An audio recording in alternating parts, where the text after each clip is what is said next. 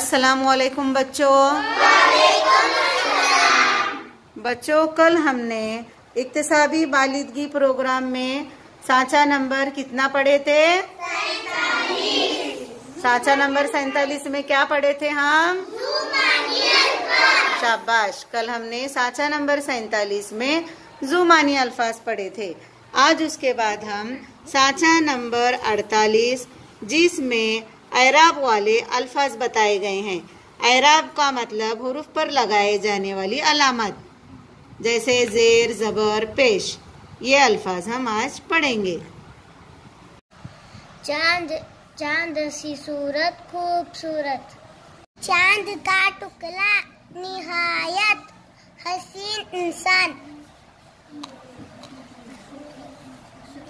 गुफ्तार का गाजी बातें बनाने वाला, शेर दिल हिम्मत और बहादुरी दिखाने वाला, खोटा सिक्का किसी काम का नहीं होना, शेख चिल्ली बेवकूफ आदमी, अरफन मौला हर काम में माहिर, शद्दाद की जन्नत अहमकों की जन्नत, ईद का चांद वो शख्स जिसे मुद्दत के बाद देखे, 30 मार खान झूठी बहादुरी दिखाने वाला, इजर का काम भटके हुए को रास्ता दिखाने वाला, हातिम ताई बहुत ज्यादा सखी, 14वीं का चांद बहुत ज्यादा खूबसूरत, इजर का काम भटके हुए को रास्ता दिखाने वाला, चांद का टुकड़ा निहायत हसीन इंसान, 30 मार खान झूठी बहादुरी दिखाने वाला,